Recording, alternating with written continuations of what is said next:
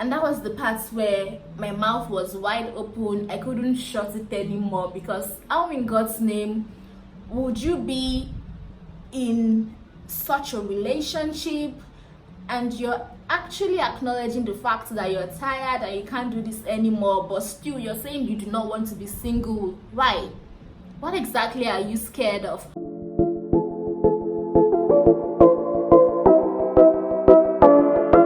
Hey guys, you're welcome back to my channel. If it's your first time here, I'm more than delighted to have you around, and if you're a returning subscriber, thank you so much for coming back. Don't forget, if you're new and are yet to subscribe, you can do that right away, and it takes less than 2 seconds if I'm right, or even 1 second. And the best part of that is subscribing is absolutely free. You don't have to pay a dime for subscribing, so please go ahead and subscribe if you have not done that yet. Today's video, like you can tell from the title, is about something I've realized most people deal with, and I hope that with this video one person or two get the clarity that they've needed all along. So let's get to it. So a couple of days back, or I think about a week ago, I was going through my Instagram. Was it Instagram now? I was going through my WhatsApp. I was going through WhatsApp stories that my contacts had put on, and I came across something my friend put up. It was this post from a very popular relationship blog, and the title read, "My boyfriend makes me cook freshly made meals every day." And guys, that wasn't even what caught my attention. What caught my attention was the last 3 sentences in the post. The girl was like, "I am tired. Should I remain in this relationship? I do not want to be single."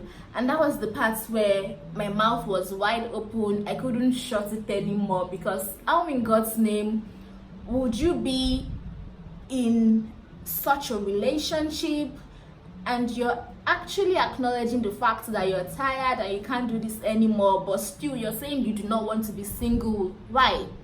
What exactly are you scared of? But now, don't get me wrong, the lady said a whole lot of things in the body of the message. I really can't bore you with all of the details, but it turns out that during quarantine, of course, she's been living with this guy and his family. She said things like, oh, she cooks for 14 hours every day for the dude and his family. And I go like, who does that? That's not even the point of all of this. The point here is, why are people always scared of being single? Why are you scared of being single? What are you scared of? We know for a fact that God created marriage for the sole purpose of companionship, but actually you guys are not married yet. Are you scared of being single because you feel you'll be lonely, you feel you won't have a companion? Is it the money? Because trust me, some people have made their partners their stimulus package. Some people are in relationships because of the money. So is it because of the money? Is it sex that is even a sin in the first place, because you guys are not married? What exactly is the problem? And did you know that people who fear being single might stay in unfulfilling relationships for a very long time? And most times they are also the ones who find themselves, they are also the ones who end up in marriages that are not ideal at the end of the day, because they wanted to settle with whatever had come their way. Trust me, there is absolutely nothing wrong with being single. There is absolutely nothing wrong with being on your own for a particular number of years, or even if it's months you can stay up to. It is actually more of a time where you should enjoy your relationship with yourself and with other people around you. This is the time for you to create genuine relationships. There's a whole lot of things you can do while you're single. So I'm just going to share with you 5 things you can do while you're single or while you're waiting for a partner. Let's get number 1. It's very important that after every relationship or after a breakup, it's very important that you go through your healing process. It is important for you to go through your healing process.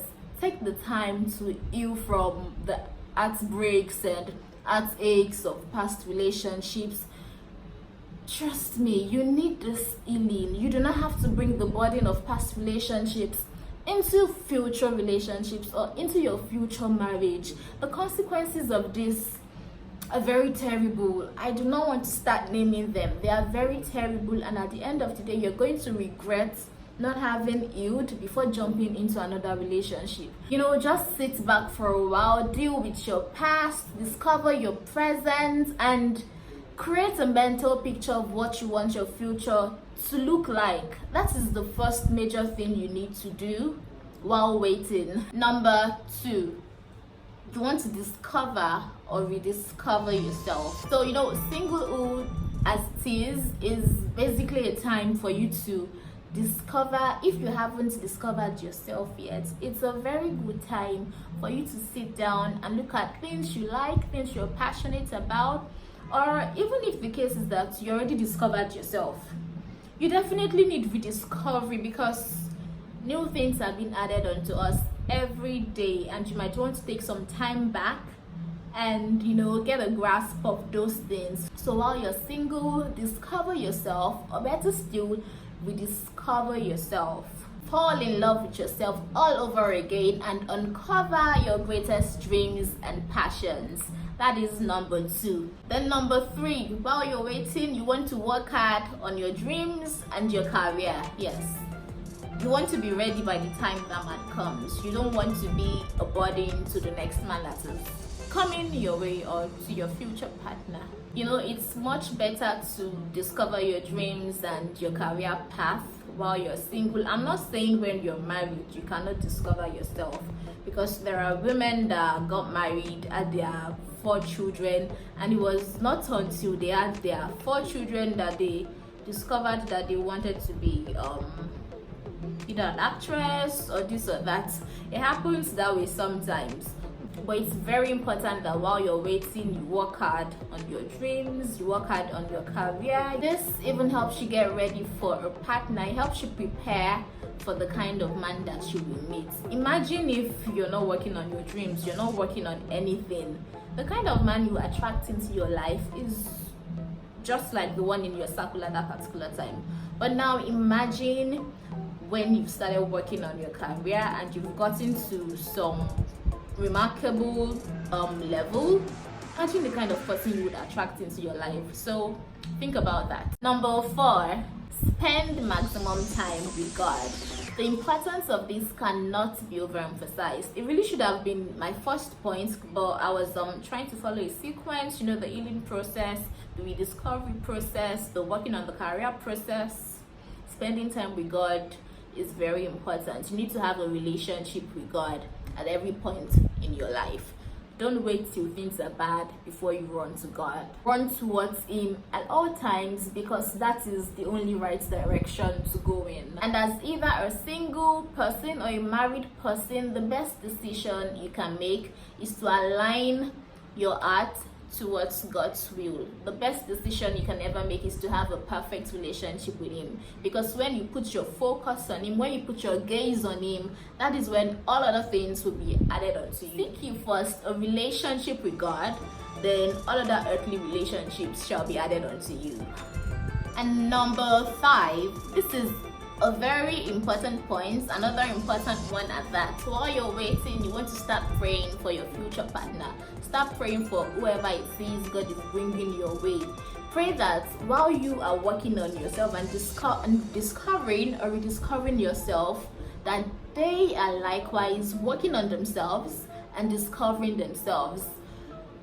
Imagine how magical it would be if a complete person meets another complete person.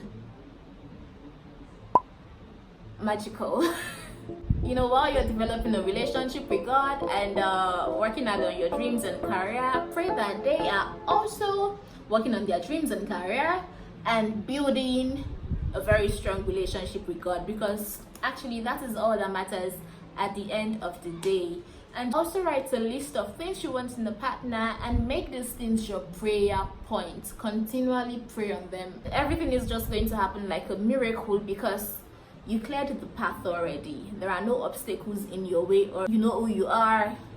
You're working hard on your career, you know God. What else do you want? You've made God the source of your joy, the source of your satisfaction, and all of that. That is when every other thing is going to come to you. Yeah, so I'm going to go through the 5 points again. Number 1 is to go through your healing process. The second point is for you to discover or rediscover yourself. The third point is for you to work hard on your dreams and career.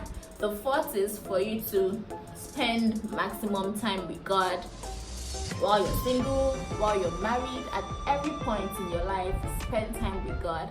And the fifth point is for you to strategically pray for your future partner. When all these things are done, that's not the only things you'd have to do. There are many other things embedded, but with these 5 points I've mentioned, trust me, things are going to be so cool for you that you wouldn't even have a need for a man if you so desire. So that's it, guys. Those are my 5 points for you, and if you found this video very helpful, don't forget to give it a thumbs up. Drop your comments on what you think people can do while they are waiting. Drop your comments on why you think people shouldn't be scared of being single. Drop your comments on what you think people should do when they find themselves in abusive relationships. I would appreciate all of your comments, and I look forward to interacting with you. Don't forget to subscribe if you haven't done that already. Don't forget that God loves you. He wants the best for you. I love you too, and I will see you in my next video.